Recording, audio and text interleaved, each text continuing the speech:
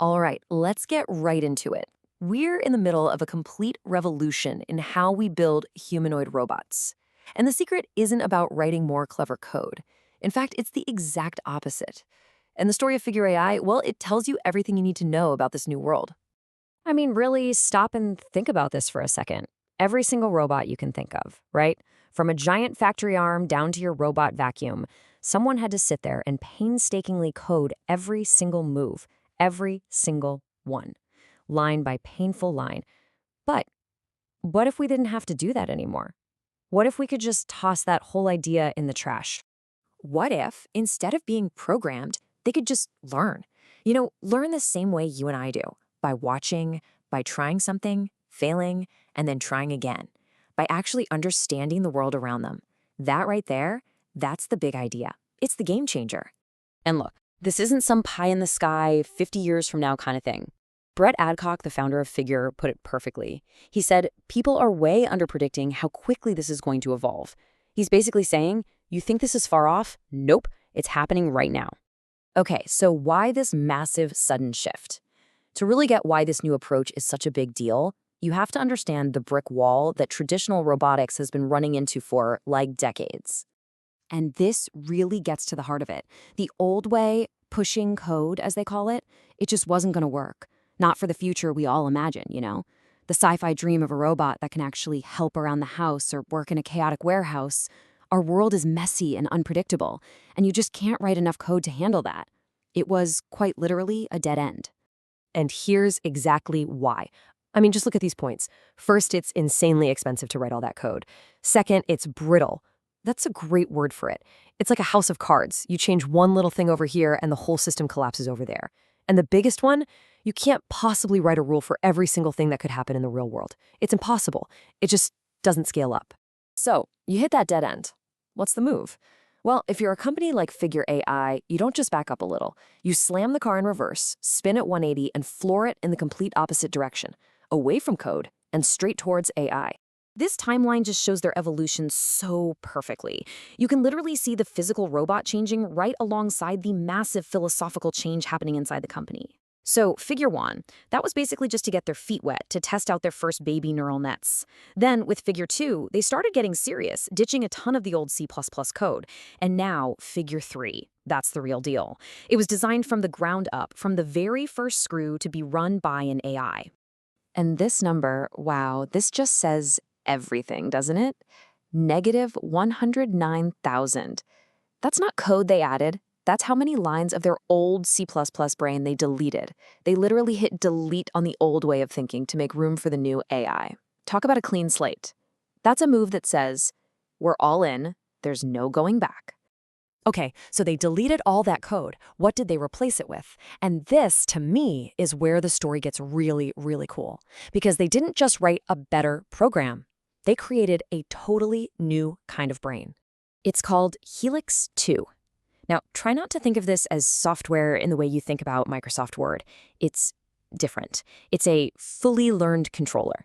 It's way more like a biological brain than a computer program. It's one single network that sees the world through its cameras and directly controls the entire body, from the tips of its fingers to the soles of its feet. There's no middle manager, no rule book it has to look up. It's just see, decide, and do, instantly.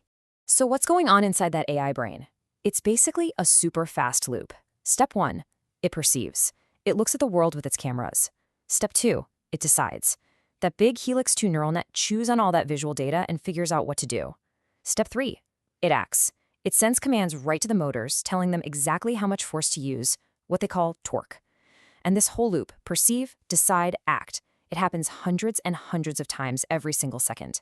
And what you get from this is, well, it's kind of magic. You get these natural, human-like behaviors that you could never, ever program. There's this one famous clip where the robot needs to close a dishwasher. A programmed robot would do this jerky, calculated move. But the Figure robot, it just kind of leans over and nudges it shut with its hip, casually, like you or I would. That's called emergent behavior. And it's proof that the robot isn't just following a script. It's actually learning. All right, let's be real for a second. The internet is flooded with cool robot videos, right? It's a hype-filled world. So how can you, watching at home, tell the difference between a real breakthrough and just some slick marketing? Think of this as your personal BS detector for robot videos. On one side, you've got real progress. That means the robot is fully autonomous. Nobody is secretly controlling it with a joystick, which is called teleoperation. It means it can generalize. It can do a task in a slightly new way, not just replay the exact same moves like a wind-up toy. Now this next one's key, closed-loop control. It sounds technical, but it just means the robot is using its eyes to constantly react to the world. If you move the coffee cup, it sees that and adjusts. Open loop is the opposite. It's blind. It'll just keep reaching for where the cup used to be. And finally, the easiest one to spot. Look for long, unedited videos. If all you see are a bunch of quick, jumpy cuts, be suspicious. Okay, so we've gone through a lot of the how, but what about the so what? Why does any of this tech jargon matter? Well, because the potential impact here, it's so big, it's almost hard to wrap your head around. We're not just talking about a new product. We're talking about a technology that could fundamentally reshape the entire global economy. Let's start with a big number. $50 trillion. That's with a T. That's roughly the size of the human labor market that these robots could, one day, tap into. So you see, this isn't about automating one or two little tasks. It's about a technology that could affect almost every job on the planet. And for this to happen, they have to be affordable, right? Well, get this. Between just two versions of their robot, Figure 2 and Figure 3, the company cut manufacturing costs by 90%. 90! That's not a gradual improvement. That's an explosion of progress. That's the kind of thing that tells you mass production isn't just a dream. It's right around the corner. So you put those two ideas together, a massive market and plummeting costs. And where does it lead? It leads to a future where there could easily be more humanoid robots than people on Earth. We're talking 10 billion, maybe more. Enough for everyone to have one, plus billions more to power our industries. And that's where you get to the ultimate vision, the thing that sounds like it's straight out of science fiction, an age of abundance. The real inflection point, the moment everything changes forever, is when the robots get good enough to start building other robots, a self-replicating workforce.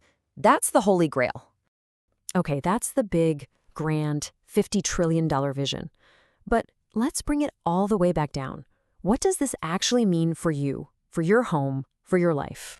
Yeah, this is the question everyone wants to know, right? When is this future actually going to show up at my front door? Well, we're not quite there yet. There are still some pretty big hurdles to clear. First, they have to crack what's called general robotics. That just means making a robot that can work in your messy, unpredictable house, not just a perfectly clean lab. Second, safety. It has to be 1000% safe, no questions asked. Then there's the boring but crucial stuff, actually building factories that can churn these things out by the million, and making sure they're incredibly reliable and don't break down. But I want to leave you with this one last idea. Because for me, this is what really separates this revolution from anything that's come before. Think about it. If you spend years learning to play the piano, that skill lives and dies with you. But when one of these robots learns how to perfectly fold your laundry, every single robot in the entire fleet knows how to do it instantly. It's a shared consciousness. Humans just don't work like that. So what we're witnessing here isn't just a smarter machine. It's a fundamentally new way for intelligence itself to evolve.